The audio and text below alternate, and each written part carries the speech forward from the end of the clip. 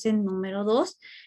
Ya estamos trabajando la guía número 3, lo que nos indica que ya estamos a mitad de nuestro segundo trimestre.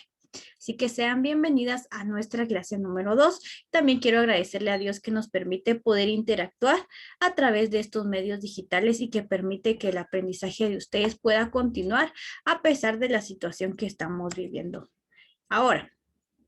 Y con respecto a las instrucciones para la guía número 3, tenemos que el día de hoy vamos a realizar un cuestionario en línea. Ya en un momento al terminar nuestra clase se les va a habilitar el cuestionario en la plataforma, que va a ser así como se han trabajado las evaluaciones bimestrales. Pero este obviamente va a constar solo de 10 preguntas y el valor de cada enunciado va a ser de 1 punto. Al total son 10 puntos, lo que va a valer este cuestionario en línea. No sé si tienen dudas con esto. No, señor. Muy bien, gracias. Y en nuestro tema del día de hoy tenemos el reconocimiento de emociones y la empatía. Cuando hablamos de empatía nos vamos a referir a qué es la capacidad de poder percibir, compartir y comprender lo que el otro puede llegar a sentir.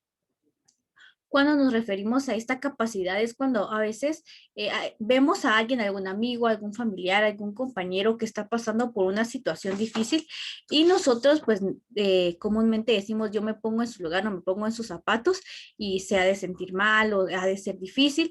Eso es la empatía, ¿verdad? Poder percibir o ponerse en el lugar de otra persona que está pasando por una situación difícil con el fin de poder darle comprensión también y apoyo a esta persona.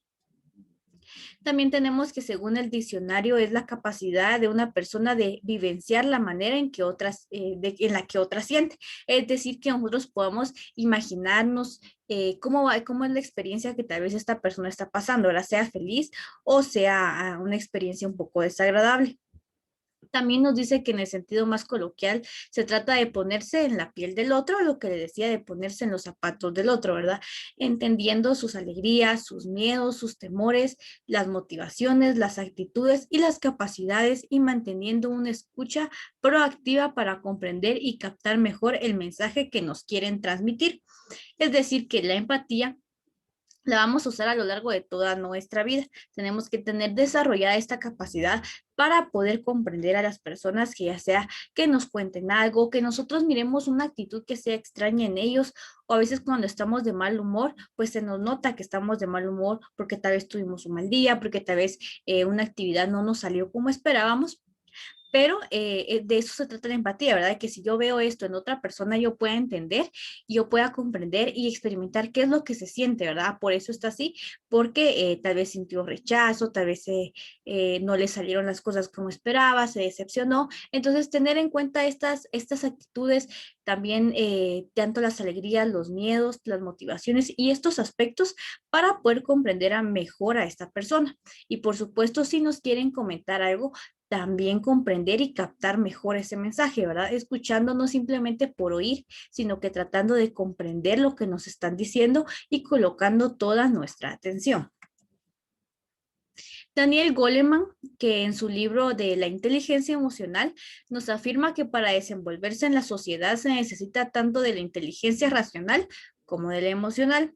Daniel Goleman afirma que la primera oportunidad para dar forma a los ingredientes de la inteligencia emocional son los primeros años de vida, aunque estas capacidades continúan formándose en la escuela. Las capacidades emocionales que los niños adquieren en años posteriores se construyen sobre esos primeros años con una base esencial de todo el aprendizaje. Es decir, que también la empatía se puede ir formando desde los primeros años de vida de un niño o de una niña también, ¿verdad? Indiferentemente, pueden ir formando desde esos primeros años de vida todas esas capacidades, por supuesto también su inteligencia emocional, y con el pasar de los años ellos van a ir construyendo sus capacidades a través de estas capacidades primarias que ellos obtuvieron en sus primeros años. Es decir, que si a un niño le inculcamos el hecho de ser empático y desarrolla esta capacidad, a lo largo de su vida va a ir mejorando y desarrollando de una mejor manera la empatía. También tenemos que las destrezas emocionales incluyen el autoconocimiento, es decir, la identificación, expresión y manejo de los sentimientos, el control de los impulsos y las gratificaciones demoradas. También el manejo del estrés y la ansiedad. Y una habilidad clave para el control de los impulsos es conocer la diferencia entre sentimientos y acciones y el aprendizaje de cómo tomar mejores decisiones emocionales. Como parte de las destrezas emocionales y la inteligencia emocional, tenemos el autoconocimiento. ¿Qué tanto nos conocemos a nosotros mismos, verdad? Si podemos identificar nuestros sentimientos, si podemos expresarlos y si podemos manejar también y controlar estos sentimientos, ¿verdad? Y no dejarnos guiar por impulsos. También que también vamos a manejar las gratificaciones o los halagos que se nos dan. También qué tanto vamos a poder manejar la ansiedad y el estrés al que a veces estamos sometidos. De eso se trata el autoconocimiento, de la identificación de los sentimientos, tanto su control, el manejo y cómo nos afectan en nuestro día a día. También tenemos que las actitudes son interpersonales. La interpretación de las tendencias sociales y emocionales, prestar atención, resistir las influencias negativas, ponerse en el lugar de otros y tener el comportamiento adecuado para cada ocasión. Hay muchas actitudes que son interpersonales, es decir, que tienen que ver cuando nos relacionamos con otras personas. Y una de ellas puede ser el prestar atención, ¿verdad? Que siempre que alguien nos esté hablando, nosotros coloquemos toda nuestra atención en ello. También resistir influencias negativas, ¿verdad? Que cuando alguien nos quiera influenciar, convencer o persuadir de realizar alguna acción que nosotros sabemos que está mal o que es negativa, también poder resistirnos a esto, al igual que de los comentarios negativos, ¿verdad? Muchas veces nos pueden tratar de hacer sentir mal a través de comentarios, ¿verdad? Puede ser por nuestra área laboral, por alguna actitud que hayamos tenido, pero en esto también entra el autoconocimiento de que nosotros sabemos quiénes somos, cuáles son nuestros sentimientos y cuáles son nuestras actitudes. Entonces, resistir estas influencias negativas que pueden afectarnos. También la empatía de poder colocarnos en el lugar de otros para poder comprenderlos mejor y el comportamiento adecuado para cada ocasión, ¿verdad? Que nosotros tengamos eh, identificado cuál va a ser la situación o el contexto en el que vamos a estar para poder comportarnos de la manera correcta. Y de ahora vamos a ver un poquito sobre el autoconocimiento, que ya hablamos que es identificar tanto nuestros sentimientos como el control y manejo de los mismos. Y tenemos que si deseamos lograr mejorar nuestras emociones, lo primero que debes lograr es conocerte a ti mismo. Se trata de ser sensible a sus propias emociones y a cómo te comportas en el momento en el que las emociones aparecen. Por ejemplo, cuando experimentas felicidad, tristeza, enfado, miedo, sorpresa, etc. El autoconocimiento se trata de que conozcamos nuestras propias emociones, pero también de que sepamos cómo se comportan cuando estas emociones aparecen, cómo nos comportamos cuando estamos felices, cómo nos comportamos cuando estamos tristes, cómo nos comportamos si estamos enojados, cómo nos comportamos si tenemos miedo o si tenemos sorpresa. Muchas veces no logramos identificar cómo nos comportamos.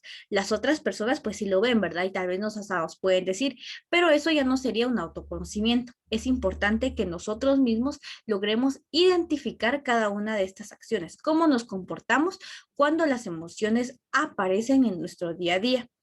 Y también las emociones se asocian con uno o varios comportamientos y expresiones como gestos, movimientos corporales, miradas, expresión facial, tono de voz, etcétera. Es decir que cuando las emociones aparecen, ya sea en alguna circunstancia de nuestra vida, se pueden manifestar a través de gestos, ya sea de movimientos corporales, puede ser a través de miradas, de la expresión facial, inclusive de nuestro tono de voz, ¿verdad?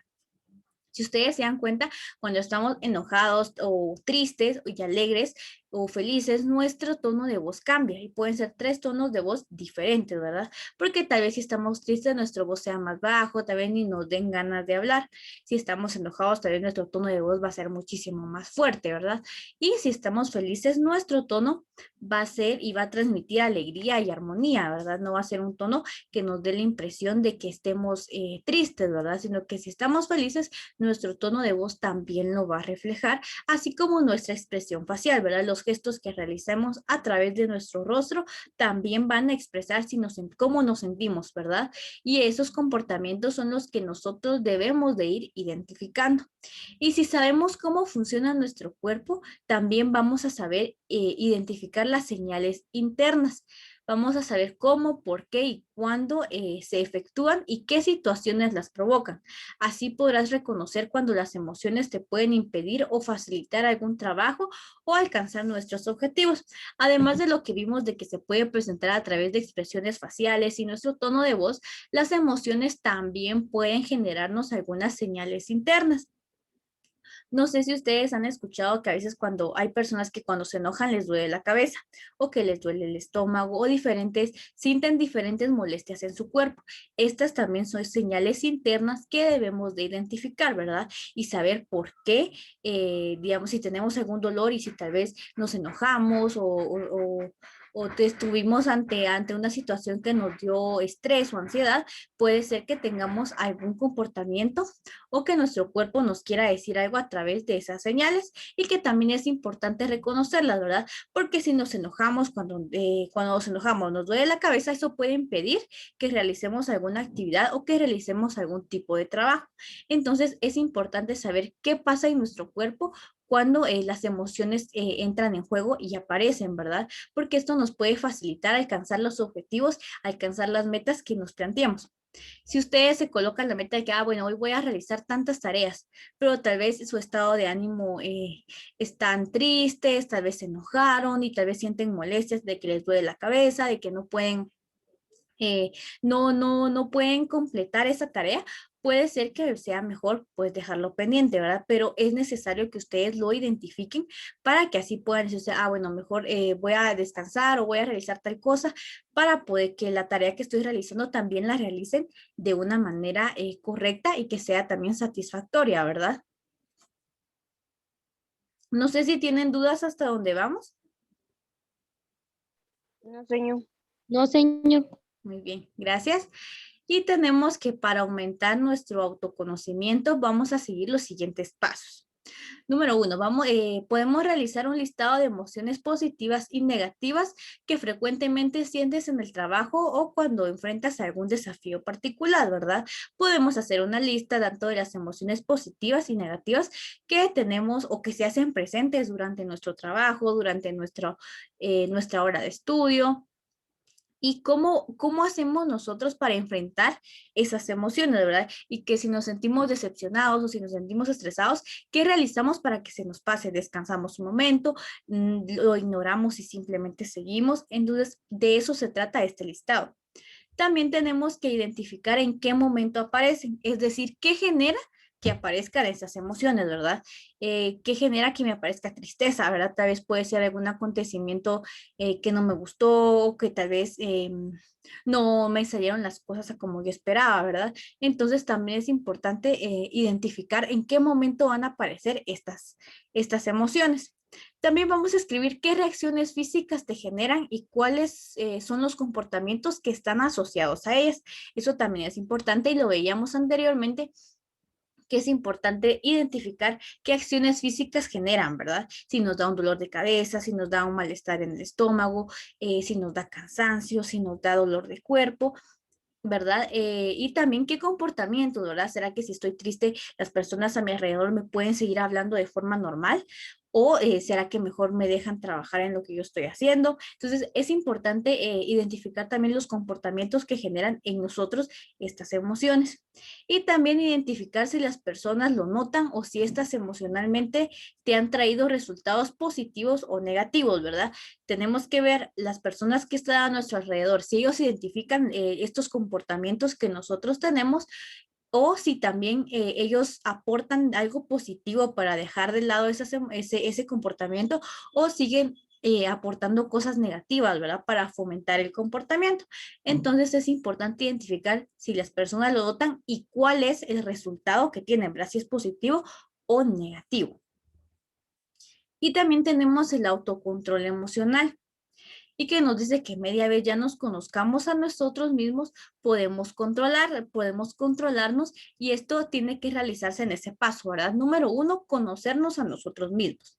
Número 2, ya podemos controlar esas emociones. No podemos simplemente controlar las emociones sin antes conocernos, ¿verdad? O simplemente tener como una noción y decir, bueno, tal vez yo me enojo mucho, yo grito mucho cuando me enojo. No, tenemos que conocernos a la totalidad y si ya nos conocemos, podemos controlar esas emociones, ¿verdad? Esos son los dos pasos que hay que seguir. Y nos dice que si ya reconocemos y aceptamos esas emociones, es clave que nos autorregulemos y que mantengamos el control de nosotros mismos. Si lo logras, tendrás la capacidad de lograr tus emociones y evitar que éstas dominen la situación. Si nosotros logramos tener un equilibrio, un buen manejo y un buen control de nuestras emociones, también vamos a evitar que esto nos domine al enfrentarnos a alguna situación, ¿verdad? Tal vez ya no nos vamos a enojar tan seguido, ya no nos vamos a decepcionar o ya no nos vamos a estresar tanto, ¿verdad? Porque ya hemos controlado y ya sabemos manejar nuestras emociones. También tenemos que los ejecutivos exitosos son aquellos que, entre otras habilidades emocionales, consiguen mantener la calma y la autoconfianza incluso en situaciones críticas. Es decir, que esto también puede ser clave para poder tener éxito, que mantener la calma, tener autoconfianza, creer en nosotros mismos, creer que nosotros tenemos la capacidad para poder hacer las cosas a pesar de que hayan situaciones críticas o difíciles. Y también tenemos que gracias al autocontrol emocional podemos conseguir que nuestras emociones no nos sobrepasen y nos permiten reducir o eliminar aquellos síntomas físicos o emocionales desagradables que pueden perjudicarnos. Recordemos que tener autocontrol emocional no significa no tener emociones. Gracias al autocontrol podemos ir reduciendo esos malestares o síntomas físicos que se pueden derivar de cuando nos enojamos, de cuando nos sentimos tristes, de cuando nos sentimos ansiosos. Podemos ir reduciendo esto porque si tenemos estos síntomas muy frecuentes, porque o todo el día estamos enojados o todo el día estamos tristes, va a causarnos algún daño prolongado, nos puede perjudicar a largo plazo, ¿verdad? También tener el autocontrol emocional no significa que nosotros no vamos a sentir, no significa que vayamos a hacer piedras y que ya no sintamos nada, no, sino que sí tenemos nuestras emociones, pero sabemos autocontrolarlas y ya no dejamos que esas emociones nos puedan causar algún tipo de problema, ¿verdad? Porque si se nos da un conflicto, vamos a actuar con calma, vamos a actuar con paciencia y vamos a ser tolerantes. Sin embargo, si no controlamos nuestras emociones, podemos crear un conflicto muchísimo más grande, ¿verdad? Entonces, es importante tener esto en cuenta, que tener el autocontrol de nuestras emociones no significa que no tengamos emociones. Los seres humanos tenemos emociones de sí, es algo inherente, no lo podemos quitar de nuestro sistema, no podemos decir que el ser humano no tiene emociones porque sí las tiene por naturaleza. También tenemos la gestión apoyada en la inteligencia emocional. Y vamos a enfocarnos al mundo empresarial, donde nos dice que cada día está más convencido de que aquellas personas que más alto o más rápidamente ascienden en sus carreras profesionales son aquellas que poseen un coeficiente de inteligencia emocional.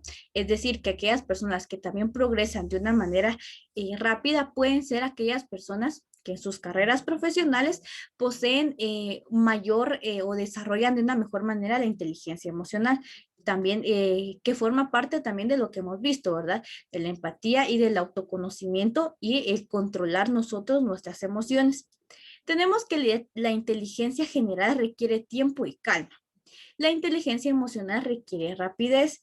Nos dice que el hombre primitivo, cuando vislumbraba, era una sombra, solo tenía milésimas de segundo para decidir si había localizado una presa o la presa a él. Es decir, que en la inteligencia general lo que se requiere es tiempo y calma. Cuando nosotros realizamos algún tipo de ejercicio matemático, podemos ver que tenemos que dedicar tiempo, tenemos que ser pacientes y realizarlo de una forma calmada para que nos pueda dar el resultado que esperamos. Sin embargo, al contrario, la inteligencia emocional solicita rapidez, que el hombre actúe de una manera rápida, ¿verdad? Sin decidir, si tendrían tanto tiempo para decidir, sino que actúe según lo que él considera que es lo mejor. Y nos pone el ejemplo de que el hombre primitivo solo tenía milésimas de segundo para decidir si había localizado una presa o la presa era para él, ¿verdad? Entonces tenemos que tener también esa rapidez al momento de decidir. Y también nos dice que la gestión de la inteligencia emocional significa enfatizar lo emocional o lo racional en las relaciones interpersonales y no comportarnos como los primitivos cediendo a nuestro impulso. Entonces, a pesar de que la inteligencia emocional requiere de rapidez, en la gestión de la inteligencia emocional significa que vamos a enfatizar lo emocional en nuestras relaciones interpersonales, es decir, en la relación que tenemos con las personas que nos rodean y no tanto en esos comportamientos primitivos, ¿verdad? No tanto en ceder a nuestros impulsos o actuar siempre por impulso o actuar siempre por instinto, sino que vamos a enfatizar nuestras emociones, pero también las relaciones interpersonales que tenemos. De este modo, los mensajes con contenido emocional, evaluación de desempeño, por ejemplo, son nublados por una reacción emocional que deja al cerebro conscientemente incapaz de dar una respuesta racional. A veces cuando tenemos algún tipo de evaluación emocional o evaluación de desempeño, se nos nubla un poquito, a veces hemos estudiado, pero por el estrés o por no controlar nuestras emociones, pues se nos nubla esa información que ya teníamos, ¿verdad? Y nos deja el cerebro incapaz de poder dar una respuesta que sea racional y que sea correcta. Y también tenemos que comprender esta irracionalidad del cerebro humano es esencial para saber cómo las personas se relacionan o no lo hacen entre sí. Es un elemento clave para la colaboración con éxito para motivar, dirigir o liderar equipos humanos, ¿verdad? Tenemos que tener en cuenta la inteligencia emocional al momento de generar o dirigir algún tipo de equipos, tener en cuenta también cómo funciona nuestro cerebro y cómo nos relacionamos con las demás personas, ¿verdad? Si podemos trabajar en grupo o si no pueden trabajar en grupo, también tratar la manera de dirigirlos para poder crear un equipo que también realice las actividades de la manera eficiente. No sé si tienen dudas hasta dónde vamos. No, señor. Muy bien. Gracias. Gracias. Vamos a recordar 5 parámetros básicos para la inteligencia emocional. Y el primero que yo considero que es muy importante y es el que estamos tratando el día de hoy, es el autoconocimiento de las emociones propias. El número 2 es la dirección de las emociones, poder controlar nuestras emociones. El número 3, la automotivación, que nosotros mismos nos motivemos y que no esperemos a que alguien más lo haga, ¿verdad? Sino que nosotros mismos nos vayamos motivando. También el reconocimiento de emociones en otros, la empatía, ¿verdad? El poder reconocer las emociones por las que está atravesando otra persona y también el manejo de relaciones, el poder llevarnos bien, ya sea con nuestro grupo de trabajo o con nuestro grupo de estudio. Y también tenemos que otro aspecto clave para la inteligencia emocional es la autoevaluación. Es clave averiguar cómo hacemos nuestras evaluaciones y cómo simulamos nuestros papeles de actores y observadores en este aspecto. La autoevaluación es vital porque la realidad de la inteligencia emocional solo puede empezar cuando la información efectiva entra en nuestro sistema perceptivo. Lo que es la práctica necesitamos es incrementar nuestra autovaloración en algunas series de reflexiones y las de valentía de explorar cómo reaccionamos ante las personas y ante los sucesos de la vida real. Lo correcto es que nosotros siempre estemos en una constante autoevaluación, que veamos si nuestros comportamientos son los correctos, si nos comportamos bien ante una situación en particular, si las actitudes que tenemos también son las correctas, y esto nos va a ayudar a que si nosotros tenemos alguna mala actitud, algún mal comportamiento, lo podamos ir eliminando, ¿verdad? De nuestra lista o tratar de ir mejorando y de cambiar en ese aspecto. Por ejemplo, si tal vez nos cuesta nuestras relaciones interpersonales con las demás personas, poder ir relacionándonos de la mejor forma, ¿verdad? Tratar de ser más pacientes, más tolerantes y tratar de también respetar las opiniones de los demás. De eso se trata la evaluación, ¿verdad? La autoevaluación, el hecho de nosotros mismos evaluarnos si lo que estamos haciendo está bien o está mal. Y tenemos que unas reflexiones nos ayudarán en este desempeño. Una de ellas es examinar cómo hacemos las valoraciones, ¿verdad? Cómo nos valoramos y tenemos que también tratar la manera de ser honestos cuando realizamos una autoevaluación para que nos pueda reflejar también nuestra autoevaluación la verdad de nosotros. ¿Cómo sintonizamos con nuestros sentidos, verdad? ¿Cómo se relacionan nuestros sentidos con nuestras emociones? ¿Cómo entramos en contacto con nuestros sentimientos? ¿Qué acciones o qué situaciones nos pueden llevar a estar en contacto con nuestros sentimientos o con nuestras emociones. ¿Cómo aprendemos sobre nuestras intenciones reales? ¿Cuáles son nuestras intenciones tal vez cuando realizamos algún tipo de acción? ¿Y cómo aprendemos de estas acciones? También está cómo prestamos atención a nuestras acciones. Qué tanta importancia o qué tanta atención les prestamos a los comportamientos, a las acciones o a las actividades que nosotros realizamos? Estos 5 aspectos nos pueden ayudar a realizarnos una autoevaluación, tomando en cuenta, por supuesto, las valoraciones que nos damos, nuestros sentidos, nuestros sentimientos, nuestras intenciones y las acciones que nosotros realizamos. Y tenemos también que este parámetro inicial de autoconocimiento es básico porque nuestra predisposición a una respuesta cortés o a una expansión incontrolada depende más de la valoración que hagamos de nuestro interlocutor que del hecho puntual que estamos evaluando. Hemos de tener muy en cuenta qué es la valoración y no el comportamiento del otro lo que causa la reacción. Es decir, que cuando se nos presenta algún tipo de conflicto o problema, y si vamos a dar una respuesta que sea amable o que sea cortés o una respuesta que sea totalmente incontrolada o impulsiva, va a depender mucho de la valoración que nosotros le demos a nuestro interlocutor, es decir, a la persona que nos está ya sea enviando el mensaje o nos está respondiendo nuestro mensaje. Y vamos a darle una valoración y no al comportamiento del otro, sino qué causa, ¿verdad? No vamos a valorar el comportamiento, la acción que está haciendo, sino qué es lo que causa esa reacción. Ser muy conscientes de que nuestra valoración es solo nuestra, ¿verdad? Si vamos a realizar una valoración es propia y es para nosotros, aunque la realicemos de la otra persona.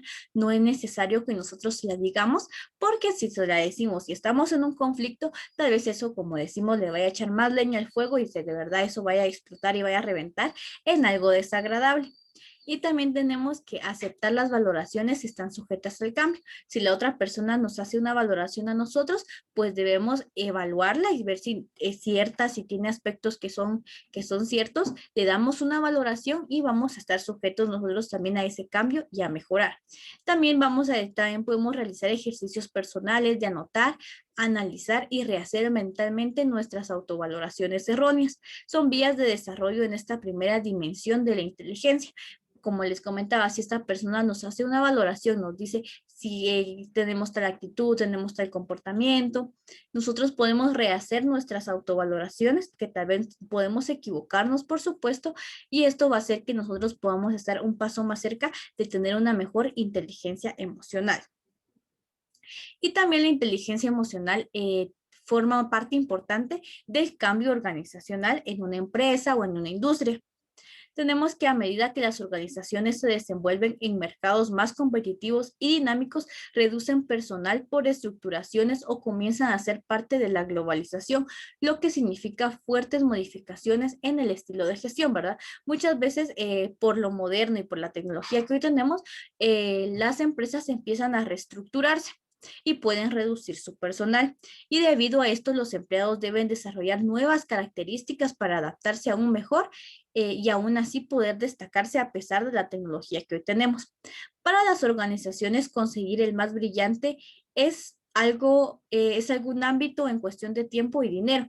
Esto será mucho más complicado encontrar al más apto. Lo anterior significa competencia técnica e inteligencia emocional. Es decir, que con el paso del tiempo las organizaciones van a tratar de conseguir a la persona más brillante en algún ámbito o en cuestión de tiempo y dinero, ¿verdad? Y va a ser mucho más complicado poder encontrar a alguien que sea apto porque las exigencias también van aumentando con el tiempo.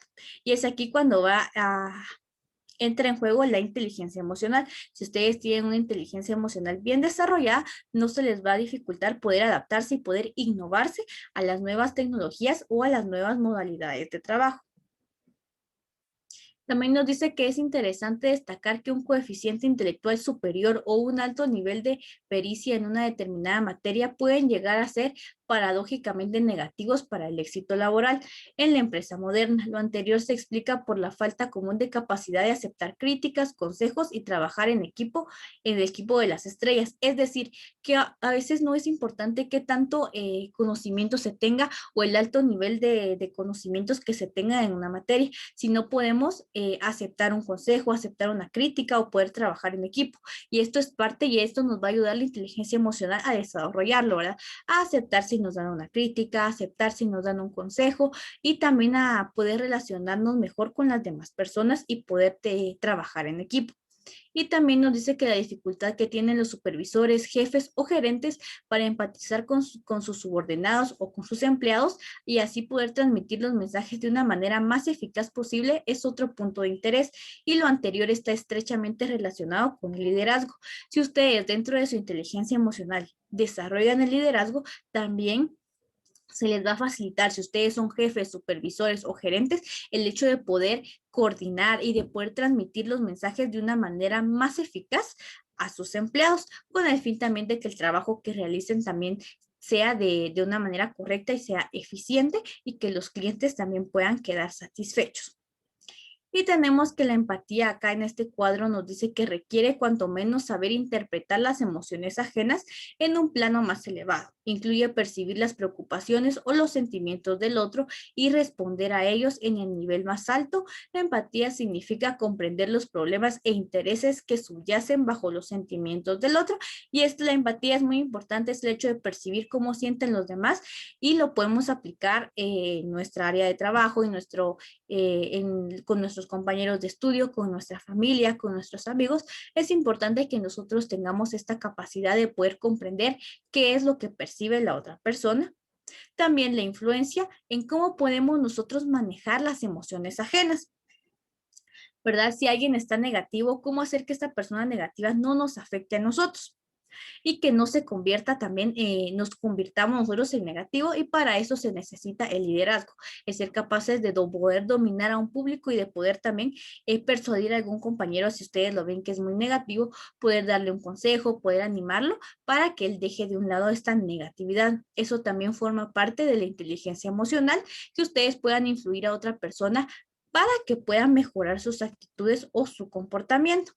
También está el contagio de las emociones. Cuando estamos en un lugar de trabajo, en un lugar de estudio, muchas veces se nos pueden contagiar o se nos pueden pegar, como se dice comúnmente, algunas emociones o actitudes de otras personas. Y es importante que con nuestro autoconocimiento, si nosotros controlamos nuestras emociones, no dejemos que alguna actitud, algún comportamiento, porque lo tienen nuestros demás compañeros, nosotros lo adoptemos, aunque esté mal, ¿verdad? Sino que seguir con el comportamiento que hemos tenido y si hay algo bien, que nosotros también podamos contagiarnos de esa emoción, de esa actitud o de ese comportamiento para hacer mejor, de una mejor manera nuestro trabajo. Entonces, a eso se refiere acá el contagio de las emociones.